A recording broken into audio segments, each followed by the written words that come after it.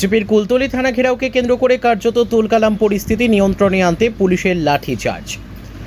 পুলিশি নিষ্ক্রিয়তার অভিযোগ তুলে কুলতলি থানা ঘেরাও কর্মসূচির ডাক দেন বিজেপির রাজ্য সভাপতি সুকান্ত মজুমদার। বিজেপির রাজ্য সভাপতির সেই ডাকে রবিবার দুপুরে বিজেপির রাজ্য সভাপতি সুকান্ত মজুমদারের নেতৃত্বে কয়েকশো বিজেপি কর্মী সমর্থকেরা কুলতলি থানা ঘেরাও কর্মসূচিতে অংশগ্রহণ করেন। পুলিশের তরফ থেকে ব্যারিকেডের মাধ্যমে বিজেপির এই থানা ঘেরাও কর্মসূচিকে আটকানোর জন্য কুলতলি থানার সামনে ব্যারিকেড করে দেওয়া হয়। সেই ব্যারিকেড ভেঙে যখন বিজেপি কর্মী সমর্থকেরা থানার দিকে এগোতে থাকে, সেই সময় পরিস্থিতি নিয়ন্ত্রণে আনতে পুলিশ লাঠিচার্জ করে বিজেপি কর্মী সমর্থকদের বাঁচাতে ঝাঁপিয়ে পড়ে বিজেপির রাজ্য সভাপতি সুকান্ত মজুমদার। বিজেপির রাজ্য সভাপতি সুকান্ত মজুমদার এর পরবর্তী সময় কুলতলি থানার সামনে অবস্থান বিক্ষোভ দেখায়। বিজেপির রাজ্য সভাপতি সুকান্ত মজুমদার তিনি বলেন, বাংলার নারীদের সুরক্ষা দিতে ব্যর্থ পুলিশি নিষ্ক্রিয়তার কারণে অবিলম্বে রাজ্যের পুলিশ মন্ত্রী অর্থাৎ মাননীয় মুখ্যমন্ত্রী মমতা বন্দ্যোপাধ্যায় পদত্যাগ করুক। প্রতিদিন রাজ্যের বিভিন্ন জায়গা থেকে নির্যাতন এবং ধর্ষণের ঘটনা উঠে আসছে। বাংলার মানুষ শান্তিপ্রিয় বলে এখনও পর্যন্ত আইন নিজের হাতে তুলে নিচ্ছে না। বাংলার মানুষ যদি আইন নিজের হাতে তুলে নেন তাহলে একটাও থানা আস্ত থাকবে না। এই ঘটনা যদি অন্য রাজ্যে ঘটতো তাহলে এতক্ষণে থানাতে অগ্নিসংযোগের মতো ঘটনা ঘটতো। কিন্তু বাংলার মানুষ এবং কুলতলির মানুষ অনেক শান্তিপ্রিয়, তাই আইন তারা নিজের হাতে তুলে নেয়নি। বাংলার মানুষদের সুরক্ষা দিতে ব্যর্থ পুলিশ। বিজেপির এই থানা ঘেরাও কর্মসূচিতে পুলিশ সক্রিয় ভূমিকা পালন করেছে। যদি এই ভূমিকাই পালন করতো তাহলে এই ঘটনা ঘটতো না। পুলিশ তৃণমূল নেতাদের আঙ্গুলের ইশারায় চলছে। রাজ্যের বিভিন্ন থানাগুলি এখন তৃণমূলের পার্টি অফিস হয়ে গিয়েছে।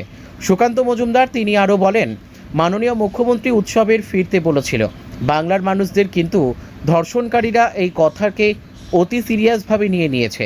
তারা রাজ্য জুড়ে ধর্ষণের উৎসবে নেমে পড়েছে।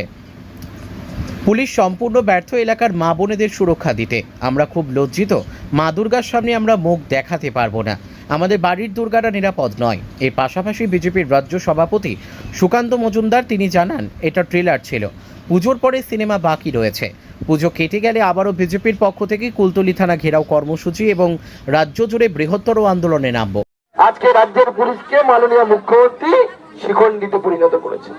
তাই যারা ভালো পুলিশ আছে তাদেরকে বলতে চাই, দেখুন আপনার চাকরি খাওয়ার ক্ষমতা মমতা বন্দ্যোপাধ্যায়ের নেই। মেরুদণ্ডটা সোজা করুন।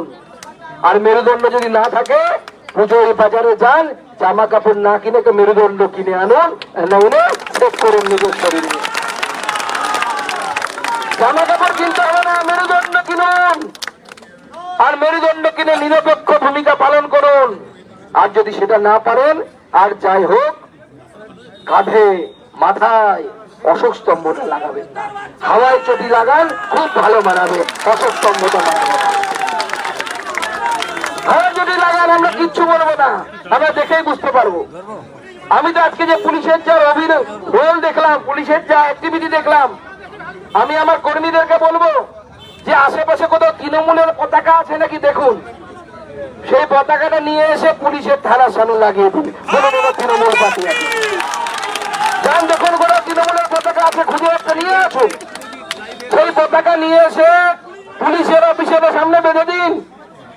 আর তৃণমূলের এখানে এসডিপিও এবং যে আইসি আছে, যে আইসি পুলিশ দিতে পারেনি, দুটো সিভিক ভলেন্টিয়ার দিতে পারেনি খুঁজে বের করার জন্য, তাদেরকে তৃণমূলের জেলা সভাপতি, মন্ডল সভাপতি, ব্লক সভাপতি যা যা ঘোষণা করা দরকার, গণেশ মন্ডলকে নিয়েছে এখনই ঘোষণা করে দিন। ঝামেলার মিটে যাবে, আমরা আজকে থানায় আসবো না, যা নিজেদের বিচার নিজেরা করে দেবে।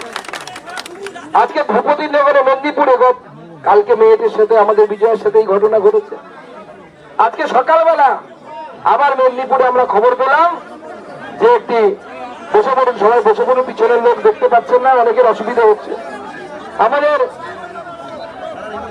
আমাদের কালকে মেদিনীপুরে আজকে যে ঘটনা ঘটলো, আমাদের ভূপতিনগরে একজন মহিলাকে, তার স্বামী থাকে না, রাজ্যে কাজ নেই, গ্রামে গঞ্জে প্রচুর বাড়িতে মহিলারা একা থাকতে বাধ্য হচ্ছে, স্বামী নেই।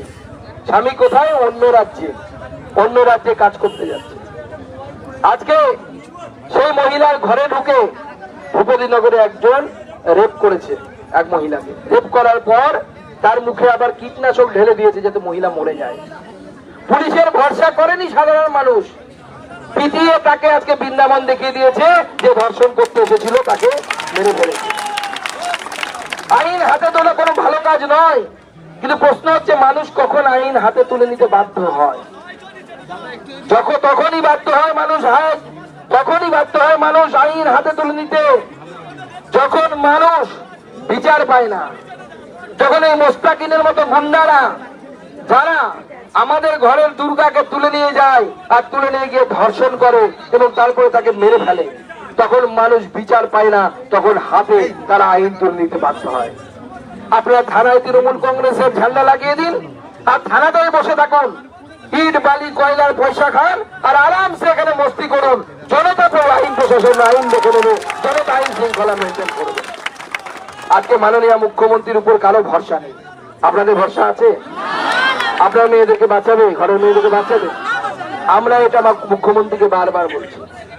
আমার মাঝে মাঝে ইচ্ছা হয় মুখ্যমন্ত্রীকে একটি অ্যাপয়েন্টমেন্ট চাই ওনার, এবং আমরা যারা আছি এখানে অগ্নিমিত্রা দিয়ে আমরা সবাই মিলে একবার যাবো, গিয়ে আমি দেখে আসবো যে ওনার চেয়ারটাতে ফেভিকল লাগানো আছে না কি লাগানো আছে, উনি ছাড়তেই চাইছেন না।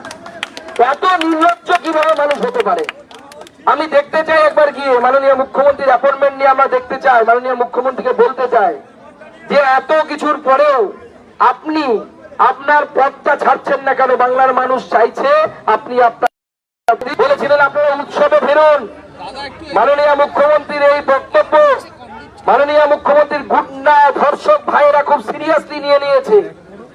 উৎসব করতে বলেছে, কি উৎসব শুরু করে দিয়েছে তারা? ধর্ষণ আর শ্লীলতাহানির উৎসব করে দিয়েছেন। প্রতিদিন সকালবেলা করে একটা করে ধর্ষণের কথা, আপনারা একটা করে ধর্ষণের খবর পাবেন। আমি সাংবাদিকদেরকে বলছিলাম যে আপনারা এবার নিউজ পেপারে আর চ্যানেলে যেমন লোকসভা ভোটের সময় সিট দেখান, বিজেপি 220, কংগ্রেস 50 দেখান, সেরকম রেপো মিটার লাগান। রেপো মিটার মানে প্রতিদিন কটা করে রেপ হচ্ছে পশ্চিমবঙ্গে, তার জন্য একটা মিটার আপনাদের চ্যানেল লাগান, প্রতিদিন সকালবেলা করে দেখাবেন এতগুলো রেপ হচ্ছে। গোটা বাংলাকে রেপের রাজধানীতে পরিণত করেছে মাননীয় মুখ্যমন্ত্রী। গোটা ভারতবর্ষের মধ্যে সব থেকে বেশি ধর্ষণ, মহিলাদের উপর অত্যাচার, প্রথমে 1, 2, 3 যে রাজ্যের নাম, সেই রাজ্যের নাম হচ্ছে আমার আপনার স্বাদের পশ্চিমবঙ্গ। আজকে আমার ভাবতে অবাক লাগে, গরিব মানুষের মেয়ে বলে তার জীবনের দাম নেই। আপনার আমার মেয়ের জীবনের দাম নেই। বাচ্চা মেয়ে, সে নিখোঁজ, পড়তে গিয়ে আর ফেরেনি, তাই তো? তাকে তার বাবা মা খোঁজার জন্য বলেছিল আপনারা এফআইআর নিন, 2টো পুলিশ পেলেন না।